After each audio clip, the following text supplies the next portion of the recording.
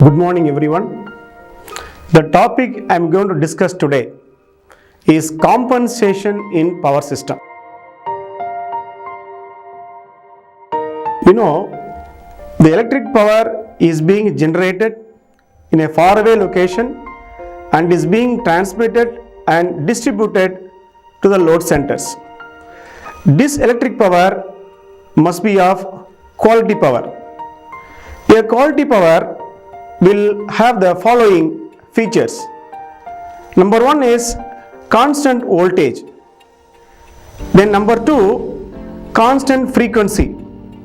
Then it should be harmonic free supply, constant power factor, minimum load interruption, and it must come to the stable state after any circuit breaker interruption. So such features are called as quality power supply. In these features, the first two plays a prominent role in defining the quality power. That is, the first one is constant voltage, second one is constant frequency. You know, this constant voltage is an important feature that electrical system must possess. The reactive power compensation, in fact, is directly related to the voltage control.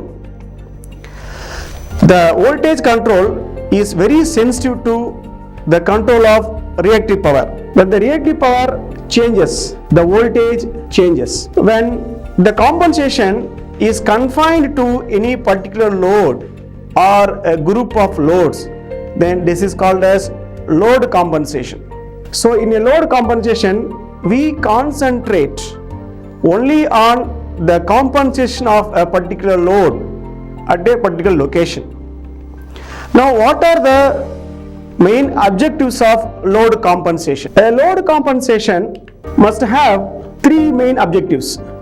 One is power factor correction, and number two, improvement of voltage regulation, and number three, load balancing.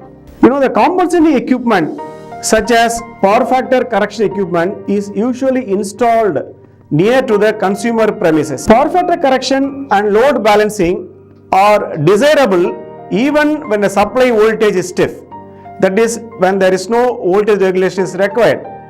So ideally, a reactive power requirement of a load should be provided locally rather than drawing reactive component of current from a remote power station. You know, the most industrial loads have lagging power factor. The meaning is they absorb reactive power. Hence, the load current increases.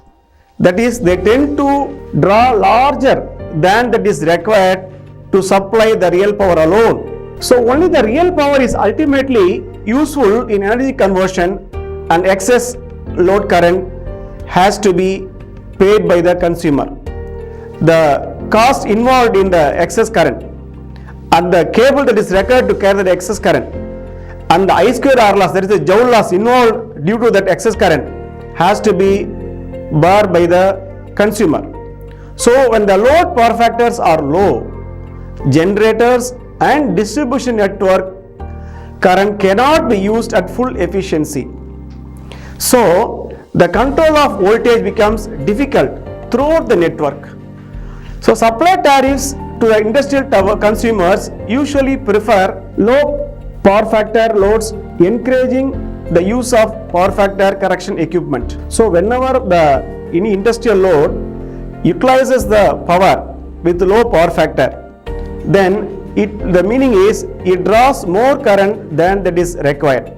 So what the supply utility will do, they will impose penalty for those consumers who use extra power. Yes, another objective of load compensation is voltage regulation. So in this, the supply utilities are usually bound by the statute to maintain the voltage within the given limits, that is plus or minus 5%. So the rapidly varying loads could cause voltage dips hazardous to the operation of the protective equipment. It also causes discomfort for the eyes. For example, if you take electric arc furnace, The electric arc furnace used to melt the metal.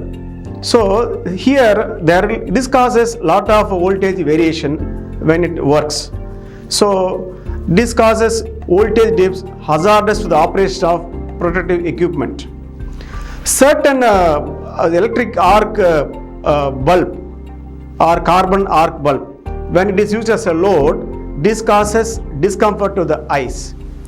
So therefore we have to maintain a constant voltage throughout their operation. The obvious way to improve the voltage regulation would be to strengthen the power system by increasing the size and number of generating units. But this approach is very costly and also raises the fault level and the associated switchgear ratings. Then the other option available is to size the transmission and distribution system according to the maximum demand for the real power and to manage the reactive power by means of compensators without increasing the fault level. So the compensators are used locally where the load is erected.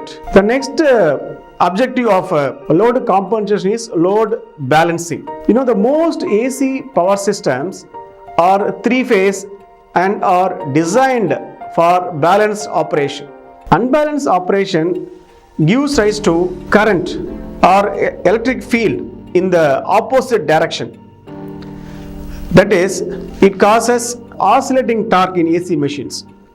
So, such components can have undesirable effects such as losses in motors and generating units, oscillating torque in AC machines, increased ripple in rectifiers, then malfunction of several types of equipment, saturation of transformers, and excessive triple and harmonics and neutral currents.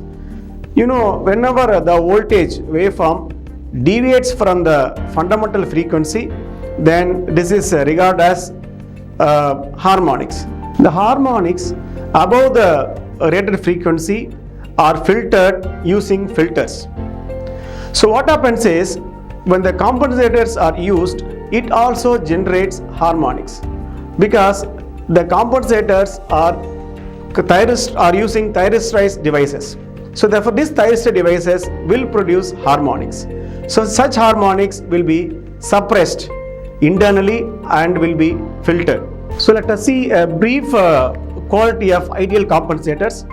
So ideal compensators will have three main qualities. One, it supplies the exact reactive power requirement of the load. That means whatever reactive power that is required by the load at the present moment shall be supplied by the compensator, ideal compensator. Then second feature should be, it must present a constant voltage characteristics at its terminals. So the voltage must be constant whatever may be the load. Then third features should be, it should be capable of operating independently in three phases. So the compensators will be provided in all the three phases. All the three must operate independently. So these are the ideal features of a good compensator or ideal compensator. For next topic, we will meet in the subsequent lecture classes. Thank you.